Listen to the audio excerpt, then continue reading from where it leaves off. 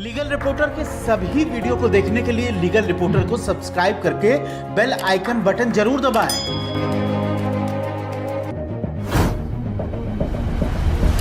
नमस्कार, मेरा नाम है विप्लव अवस्थी। आप देख रहे हैं लीगल रिपोर्टर।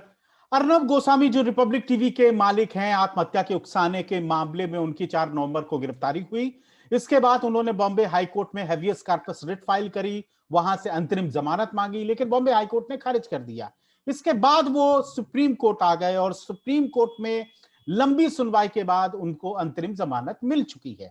लेकिन इसके साथ ही एक नई कंट्रोवर्सी हुई है, जिसमें सुप्रीम कोर्ट बार एसोसिएशन के अध्यक्ष दुष्यंत दवे ने बकायदा सुप्रीम कोर्ट रजिस्ट्री को एक पत्र लिखा और लिखा कि सैटरडे को इस मामले पे बॉम्बे हाई कोर्ट का अपना फैसला आता है और सोमवार को अगले दिन उनके मामले पर सुप्रीम कोर्ट सुनवाई विस्तृत करता है। छुट्टी का समय है, दिवाली की छुट्टी हो चुकी है, लेकिन सुप्रीम कोर्ट बैठती है और 11 बजे से लेकर 4:30 बजे तक सुनवाई करती है और उनको जमानत देती है। लेकिन महत्वपूर्ण बात यह है कि क्या सुप्रीम कोर्ट में मामला दायर करने के साथ ही ये जो लिस्टिंग होती है, यानी कि कोर्ट के सामने कोई मैटर कब आएगा, इस मामले में गड़बड़ झाला है? क्योंकि सुप्रीम कोर्ट बार एसोसिएशन के अध्यक्ष ने कहीं ना कहीं एक बड़ा प्रश्न उठाया है। हमारे साथ बातचीत करने के लिए 2 खास मेहमान जुड़ गए हैं। सुप्रीम कोर्ट के वकील अनिल कर्नवाल साहब जुड़ गए हैं, उनसे भी हम तमाम बातें जानेंगे इसको लेकर। और हमारे साथ डॉक्टर एपी सिंह साहब जुड़ गए हैं, जो रिनाउंड नाम है, निर्भया के दोषियों के वकील रहे हैं और सुप्रीम कोर्ट में लंबे समय से वकालत कर रहे हैं। अनिल कर्नवाल साहब, सबसे पहले तो मैं आप ही से शुरू करूंगा। लिस्टिंग को लेकर मामले सुप्रीम कोर्ट के सामने कैसे आते हैं, इसको लेकर कोई गड़बड़ जाला है तो किस तरह का है और प्रोसेस क्या है? कानून जो सुप्रीम कोर्ट का अपना नियम कायदा है वो क्या कहलाता है? देखो, मैं सिर्फ जो आपने एक चीज कही है मैं वहीं से शुरू करता हूं कि जो हमारे जो प्रेसिडेंट है मिस्टर दुष्यंत दवे, उन्होंने जो लेटर रजिस्ट्री को लिखा है सेक्रेटरी जनरल को, मैं वहीं से शुरू करता हूं। उन्होंने एक बाकायदा एक एलिगेशन लगाया है, एक क्वेश्चन मार्क रेज किया है कि भाई जो ये सिलेक्टिव लिस्टिंग होती है, जिसमें इंस्टेंट लिस्टिंग होती है मैटर की, वो जो एडमिनिस्ट्रेटिव साइड पे उसको कौन कंट्रोल कर रहा है, वो कैसे होती है? आप एक पर्टिकुलर शख्स जितनी बार भी पिटीशन फाइल करता है उसकी इंस्टेंट लिस्टिंग होती है, जबकि बाकी के जो जितने भी लिटिगेंट हैं उनकी लिस्टिंग उस तरीके से नहीं होती है। किसी को तो मैटर में लिस्टिंग में 2-2 महीने लग जाते हैं, 3-3 महीने लग जाते हैं, 1-1 महीना लग जाता है, और उनकी भी वही ग्रीवेंस है। वो पिटिशनर जेल के अंदर है, उनको इमीडिएट सुनवाई चाहिए, लेकिन उनको सुनवाई इमीडिएटली नहीं होती है। अब फॉर एग्जाम्पल मैं अभी इनकी बात करता हूँ, अर्नब गोस्वामी के मामले की बात करता हूँ। आप देखिए 10 तारीख को इनकी पिटीशन फाइल होती है, डायरी नंबर मिलता है। सुप्रीम कोर्ट का एक प्रोसीजर है, जब कोई केस फ्रेश केस फाइल होता है उसमें बाकायदा उसकी स्क्रूटनी होती है। स्क्रूटनी के बाद उसमें अगर कोई ऑर्डर में है तो वो रजिस्ट्रेशन के लिए जाती है, अगर ऑर्डर में नहीं है तो डिफेक्ट नोटिफाइड होते हैं। जब डिफेक्ट नोटिफाइड होते हैं तो डिफेक्ट एडवोकेट की ड्यूटी बनती है कि वो डिफेक्ट क्योर करेंगे। उसके बाद जो भी कंसर्न ऑफिसर्स है रजिस्ट्री का। साहब, ये डिफेक्ट बहुत साधारण भाषा में हमारे दर्शकों को बता दीजिए, डिफेक्ट क्या होता है? देखो, ऐसा है कि सुप्रीम कोर्ट रूल्स के हिसाब से जो नोटिफाइड है, सुप्रीम कोर्ट रूल्स 2013 के हिसाब के ऑर्डर 8 में बाकायदा एक सेट प्रोसीजर बना हुआ है। अच्छा। जिसके हिसाब से सारी पिटीशन जो भी सुप्रीम कोर्ट में कोई भी केस, चाहे वो रिट पिटीशन हो, चाहे वो स्पेशल लीव पिटीशन हो, चाहे वो सूट हो, कोई भी पिटीशन फाइल होती है तो उसका एक प्रोसीजर है कि वो किस तरीके से उसकी आगे की procedure, once you file it, तो बाकायदा जो ऑर्डर 8 है, ऑर्डर 8 का रूल 6 है जो कि बाकायदा बताता है कि उसको कैसे कैसे होगा।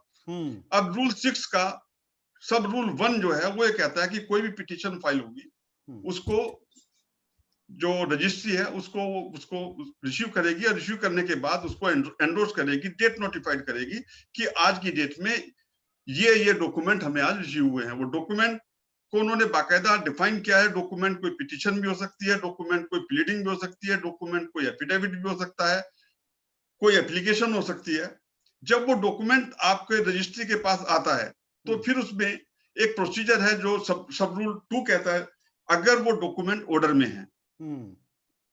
सपोज एक पिटीशन आपने फाइल की, एसएलपी आपने फाइल किया, रिट पिटीशन आपने फाइल की, देन उस डॉक्यूमेंट को कंसर्न ऑफिसर उसको उसकी स्क्रूटनी करता है। अगर उनको लगता है कि ये ऑर्डर में है तो वो उसको ऑर्डर पास करते हैं, पास फॉर द रजिस्ट्रेशन। फिर वो रजिस्ट्रेशन उसका रजिस्टर्ड नंबर होता है, उसका एक बाकायदा एक नंबर दिया जाता है। उसके बाद फिर वो मैटर लिस्टिंग के लिए जाता है।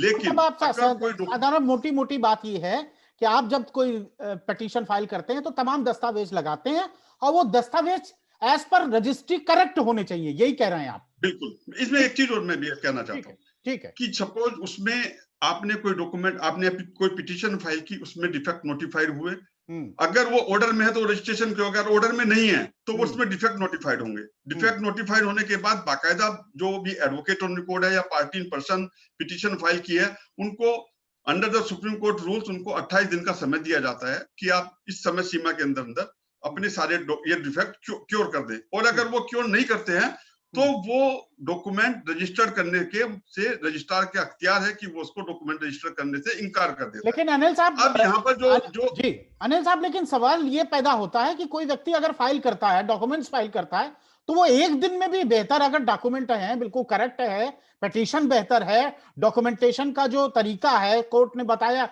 वो अगर बिल्कुल सही है तो हो सकता है, संभव है कि बिल्कुल हो सकता है। आप बिल्कुल सही कह रहे हैं। इसीलिए मैंने कहा कि जो सब रूल 2 मैंने बताया कि सब रूल में अगर कोई डिफेक्ट नहीं है तो वो रजिस्ट्रेशन के लिए पास हो जाएगा। लेकिन अब जैसे अर्नब गोस्वामी का आप मैटर लो, 10 तारीख का आप देखो, 10 तारीख में उन्होंने उसमें नो डिफेक्ट नोटिफाइड किए। अगर आप सुप्रीम कोर्ट की रजिस्ट्री में भी, आप वेबसाइट पे अभी भी जाओ आप, उन्होंने 10 तारीख को उन्होंने नो डिफेक्ट इस मैटर में नोटिफाइड किए। ठीक है, ठीक है। ड्यूटी बनती है एडवोकेट की कि उसको डिफेक्ट को क्योर करे, लेकिन वो डिफेक्ट डायरी नंबर, अभी मैटर नंबर नहीं हुआ है, सिर्फ डायरी नंबर से शाम को पता चलता है मैटर कल लग रहा है। ठीक है, वो डिफेक्ट अभी भी है। अभी आप देखो कि 11 तारीख में ऑर्डर हो जाता है, 11 तारीख में ऑर्डर हो जाता है। ऑर्डर होने के बाद इसमें लीव ग्रांट हो जाती है, एसएलपी नंबर हो जाती है। अगर आप इनकी वेबसाइट पे जाओगे, जो डिफेक्ट 10 तारीख में रजिस्ट्री ने नोटिफाइड किए थे वो डिफेक्ट क्योर हुए हैं 11 तारीख को। यानी कि आपका मैटर लिस्ट हो गया बगैर डिफेक्ट क्योर किए। तो जो हमारे प्रेसिडेंट ने अगर आरोप लगाया है कि भाई ये क्या मैकेनिज्म है, किसके ऑर्डर से जो है रजिस्ट्री काम कर रही है, आप तो हमें बाकी सभी एडवोकेट को तो ये बताया जाता है कि रजिस्ट्री बिल्कुल कंप्यूटराइज है। ठीक है ना, जब ये कंप्यूटराइज सिस्टम में ये कौन है जो उसको ये डिफेक्टिव मैटर बिना लिस्टिंग के लिए आता है हुए उसको डायरी नंबर मिल कैसे जाएगा? एपी सिंह साहब के पास मैं एक सेकंड एपी सिंह साहब को ले लेता हूं। एपी सिंह साहब, आपके साथ भी ऐसा ही होता है और ये तमाम जो एडवोकेट्स फाइल करते हैं उनके साथ भी ऐसा ही होता है कि ये 10 तारीख को लगाया और 11 तारीख को सुनवाई पे भी आ गया? ये तमाम एडवोकेट के साथ ही नहीं, 140 करोड़ देश के लोग जो देख रहे हैं उनके साथ धोखा है, उनके साथ जुडिशियल गद्दारी है।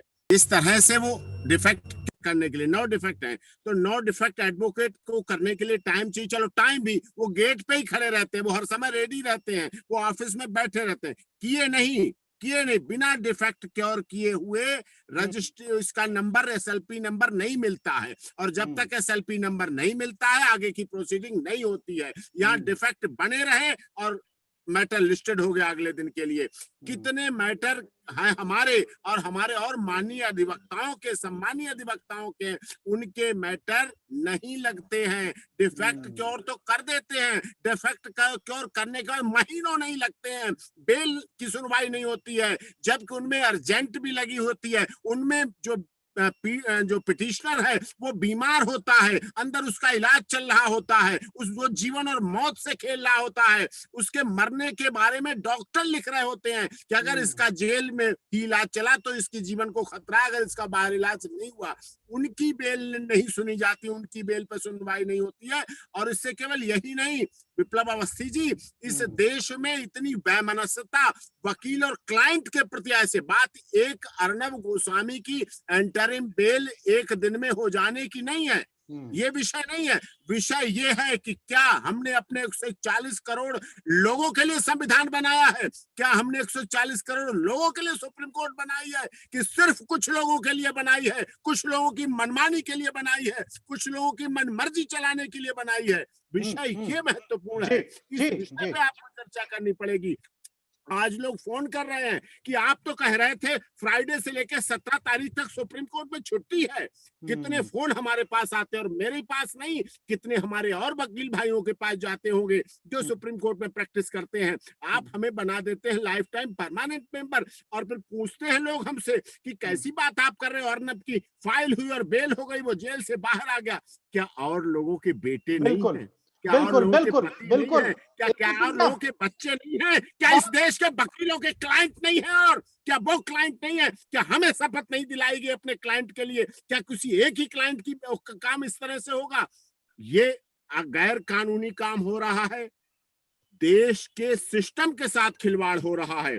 देश की संप्रभुता जो लोगों में सुप्रीम कोर्ट के प्रति धारणा बनी हुई है कि हमें सही है, हमें बताया जाता है कंप्यूटराइज है रजिस्ट्री, हमसे कहा जाता है बिना डिफेक्ट क्योर किए कुछ नहीं होगा, जब तक एसएलपी नंबर रहेगा आगे नहीं बढ़ेगा, जब तक इस तरह की पूरी प्रोसीडिंग नहीं, कुछ नहीं हो सकता। सर हमारी तो कंप्यूटराइज चले, बहुत वर्क है हमारे पास, बहुत वर्कलोड है। आप देखिए, लिस्टिंग देखिए, ये देखिए, बहुत वर्कलोड खत्म हो जाता है, हम झूठे बन जाते हैं विप्लव जी, हम लोगों के सामने झूठे बन जाते हैं, हमें जवाब नहीं देने को मिलता है, जी करता है आत्महत्या कर ले, क्या कर ले। जी एपी सिंह साहब, महत्वपूर्ण देखिए अनिल जी, एपी सिंह साहब ने एक बहुत महत्वपूर्ण बात कही कि मुद्दा अर्नब गोस्वामी की बेल होना या ना होना अलग बात है, लेकिन लोगों के बीच, हजारों लाखों करोड़ों लिटिगेंट्स के बीच जो ये मैसेज सुप्रीम कोर्ट की तरफ से जाता है कि उनका मैटर तो एक दिन में फाइल हुआ, एक दिन में सुप्रीम कोर्ट के सामने आ गया और उसी दिन उसको जमानत मिल गई,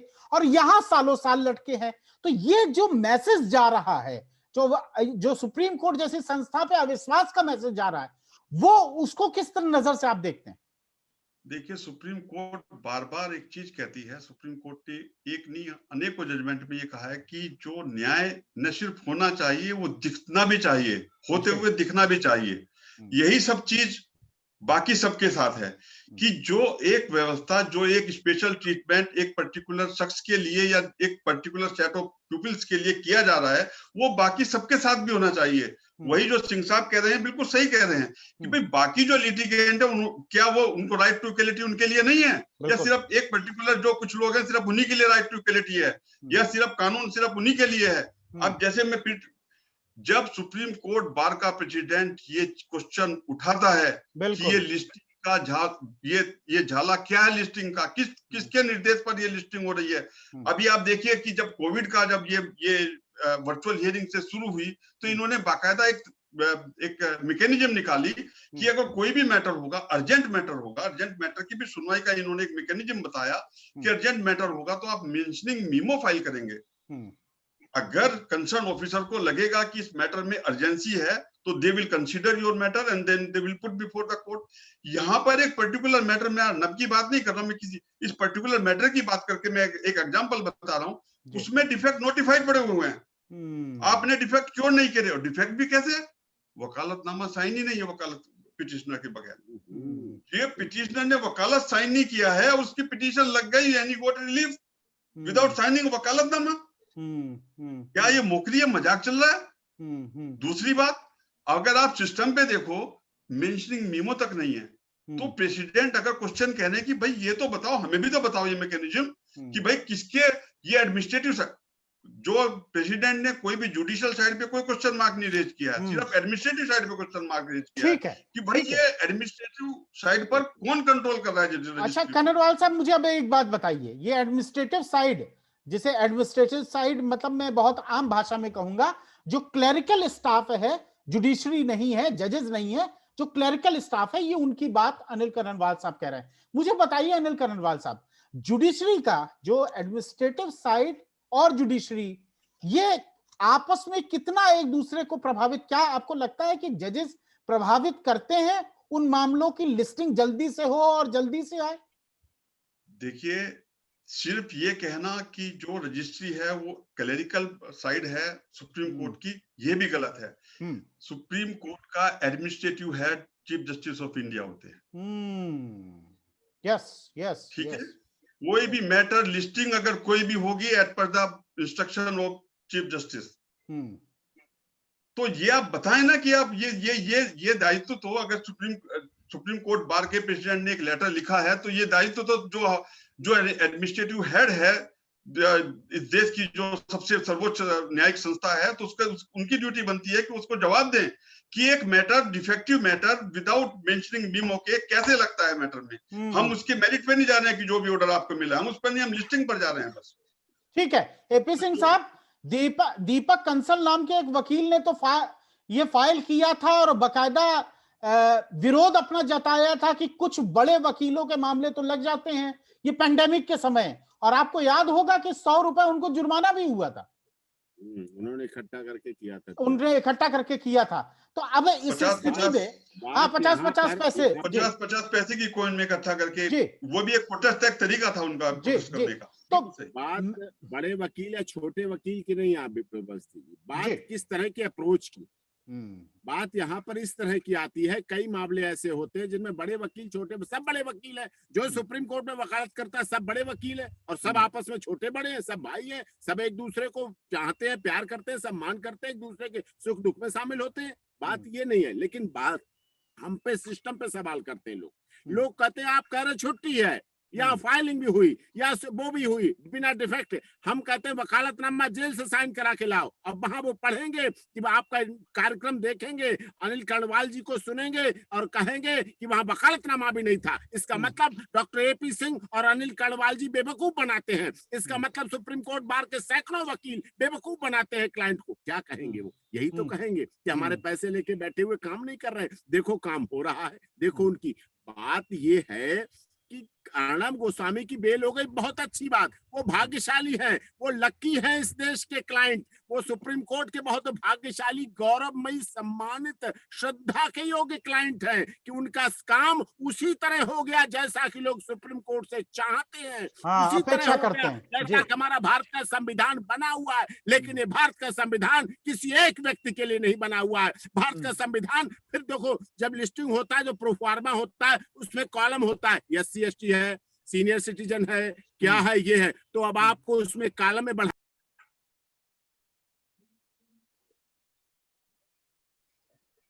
आपको करना पड़ेगा कि मीडिया ट्रायल का व्यक्ति है, ये पॉलिटिकल अप्रोच का व्यक्ति है, ये राजनीतिक मुद्दा है, ये इस तरह का है, ये इसमें पब्लिक सेंटीमेंट बढ़ाई जाएगी। फिर ऐसे कॉलम बनाइए, फिर हम लोग क्लाइंट से कह दिया करेंगे क्या तुम्हारा मामला मीडिया में चल रहा है, वो कहेगा सॉरी, कहेगा ठीक है बैठो। क्या तुम्हारी कोई पॉलिटिकल अप्रोच है? नहीं। क्या जो chief justice of India master of roster हैं, हमारे chief justice of India master of roster हैं, वही डिसाइड करते हैं। हमारा भी केस आपने देखा रात में लगा, निर्भया केस रात में भी सुना गया, दिल्ली हाई कोर्ट ने भी सुना, मास्टर ऑफ मिनटों में लगे। आपने देखा निर्भया के केस में 2-2 मिनट में, 2 मिनट पहले फाइलिंग और 3 मिनट बाद आपके पास मैसेज आ जाता था केस लग रहा है कोर्ट में। हुआ, अच्छी बात, मुझे अच्छी लग रही थी, लेकिन यही बात लोग और भी चाह रहे हैं, दूसरे भी चाह रहे हैं। दिवाली सिर्फ एक व्यक्ति की नहीं है, ईद बकरीद एक व्यक्ति की नहीं है, और सैकड़ों लोग इन देश की जेलों में लैंग्वेज है और उनके मैटर नहीं। आपको लगता है अनिल कर्णवाल साहब, आपको लगता है कि सुप्रीम कोर्ट बार एसोसिएशन के जो अध्यक्ष ने क्वेश्चन रेस किया था, रजिस्ट्री को दिया था, उसका बकायदा इनको जवाब देना चाहिए था और लिजिटिमेट तरीके से जवाब देना चाहिए था? बिल्कुल जवाब देना चाहिए था। ऐसा नहीं है कि जुडिशरी आंसरेबल नहीं है, लेकिन बस यही है कि एक जो एडवोकेट्स की जो बॉडी है उनके पास कोई दूसरा मैकेनिज्म नहीं है। आप मुझे बताओ दूसरा मैकेनिज्म क्या है?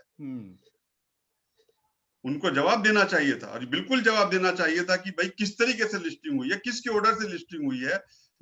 ये सारी चीजें हैं। अगर बिल्कुल एक फेयरनेस, एक ट्रांसपेरेंसी सिस्टम में होनी चाहिए, अदरवाइज सिस्टम डेमोलिश हो जाएगा, लोगों का विश्वास खत्म हो जाएगा। अब मुझे अंतिम में आप दोनों ये बताइए कि वो सिस्टम, आखिर वो सिस्टम होना क्या चाहिए?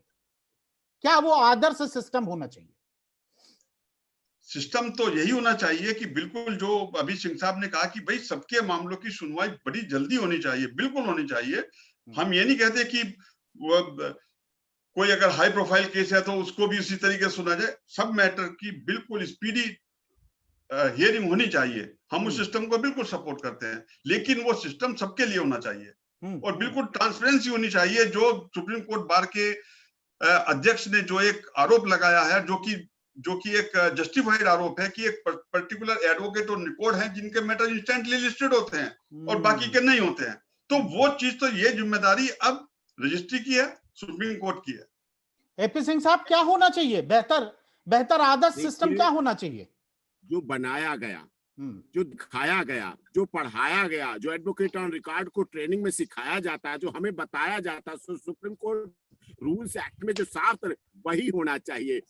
सुप्रीम कोर्ट का राजनीतिक प्रयोग नहीं होना चाहिए। विप्लव अवस्थी जी, बात डॉक्टर एपी सिंह की नहीं है, बात आपके प्रोग्राम की बात नहीं है, लेकिन आपका प्रोग्राम विधिक लोग देखते हैं, देश देख रहा है, देश जान रहा है, देश समझ रहा है, सवाल करते हैं लोग। सुप्रीम कोर्ट को राजनीतिक इसमें नहीं आना चाहिए। ये ऐसी संस्थाएं हैं, हमारी बहुत गरिमामयी संस्थाएं हैं। हम सुप्रीम कोर्ट में चरण स्पर्श करते हैं, गेट के आगे हाथ जोड़ के एंट्री करते हैं। किस लिए? न्याय का मंदिर कहते हैं लोग। ये न्याय का मंदिर है, व्यवसाय के प्रतिष्ठान नहीं है जो पिक एंड चूज कर ले। आप जब चाहें जिस चीज का रेट बढ़ा दें, पिक एंड चूज कर ले, कहीं बोर्ड लगा दें आप अपना, ये नहीं है। नहीं, लोग आप पे आस्था रखते हैं। वहां धर्मो तथाति जय, वहां धर्म की जय लिखी है, वहां राजनीति की जय नहीं लिखी है, वहां सत्ता की जय नहीं लिखी है, वहां सत्यमेव जयते है। तो सत्यमेव जयते अगर रहे तो सब कुछ सही है, प्रोसीडिंग सही है, कार्यपालन सिस्टम सही है, लेकिन वो अमल में लाया जाना चाहिए। एक लास्ट अनिल कर्नवाल, मुझे ये बताइए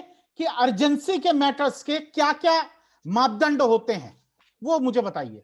अगर किसी व्यक्ति को अर्जेंट लगाना है तो वो क्या क्या मापदंड होंगे? जी, अर्जेंसी दो तरह की अर्जेंसी होती है, एक सिविल में, एक क्रिमिनल में।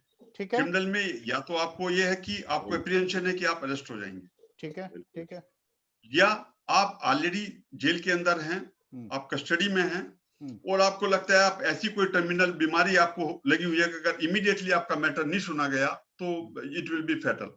ठीक है। दूसरे मैटर सिविल है कि कोई सपोज आपका इविक्शन का मैटर है, आप डिस्पोजेशन कर देंगे, या फिर आपकी बिल्डिंग डमोलिश हो जाएगी, या इस तरीके के कोई मैटर होते हैं कि जिसमें इमीडिएटली आपको रिलीफ चाहिए होता है। उसके लिए बाकायदा एक, यही मैं आपसे कह रहा था कि जो एक मेंशन मीमो बनी हुई है जिसमें आप अर्जेंसी शो करेंगे, जो कॉम्पिटेंट ऑफिसर जो है कोर्ट का जो रजिस्ट्रार है, वो ही विल एग्जामिन की भाई नहीं, तो क्या आपको नहीं, तो अनिल साहब, आपको नहीं लगता है कि अर्नब गोस्वामी पिछले 8 दिनों से जेल में बंद थे, तो उनका मैटर अर्जेंट तो है ही है निश्चित रूप से? बिल्कुल हम कह रहे हैं अर्जेंट है, हमने बिल्कुल ये नहीं कहा कि अर्जेंट है, अर्जेंट नहीं है, बिल्कुल उनकी अर्जेंसी होनी चाहिए थी। लेकिन मैं यही तो पूछना चाहता हूं कि without curing the defect, without mentioning memo, उनकी लिस्टिंग कैसे हुई है? बस इतनी सी बात है। हम जुडिशियल साइड पे बिल्कुल नहीं, we are very happy with the order Arnab गोड। ठीक है, ठीक है, बहुत मैं एक और टेक्निकल बात बताऊं। जी, अर्जेंसी का मैटर तभी आता है विप्लव जी, जब पहले जो क्योर है, वो जो डिफेक्ट है वो क्योर हो जाए। जब तक डिफेक्ट क्योर नहीं होंगे, एसएलपी नंबर नहीं मिलेगा, डायरी नंबर से एसएलपी नंबर चेंज नहीं होगा, तब तक अर्जेंसी भी नहीं आती है। और अर्जेंसी हर उस व्यक्ति की है जो जेल में हो, चाहे राजा का बेटा हो, चाहे चौकीदार का बेटा हो। ठीक है, बिल्कुल सही है, जो जेल में है, सबके भाई बहन है, सबके माता पिता, सबकी दिवाली है, सबकी प्रकाश पर्व है, और सबकी बकरीद है। निश्चित रूप से बिल्कुल सही। आप लोगों ने, दोनों ने जो बातें सुप्रीम कोर्ट की एक व्यवस्था में बताई कि कैसे लिस्टिंग होती है, कैसे होनी चाहिए, और कभी कभी जो कुछ वीआईपीस के मैटर के मामले में अलग तरह से एक प्रोसेस जो अपनाया जाता है, उस पर भी एक सवाल खड़े होते हैं। हालांकि सुप्रीम कोर्ट के सामने जब ये मुद्दा उठाया गया तो सुप्रीम कोर्ट ने ही फाइन का आदेश दे दिया, तो अब निश्चित रूप से अब कौन मुद्दा उठाएगा? इसीलिए शायद एससीबीए के प्रेसिडेंट ने लेटर लिखा था, और शायद सुप्रीम कोर्ट को उसका बेहतर जवाब देना चाहिए था। बहरहाल आप दोनों का बहुत बहुत शुक्रिया, बहुत बहुत शुक्रिया, धन्यवाद, नमस्कार। लीगल रिपोर्टर के सभी वीडियो को देखने के लिए लीगल रिपोर्टर को सब्सक्राइब करके बेल आइकन बटन जरूर दबाएं।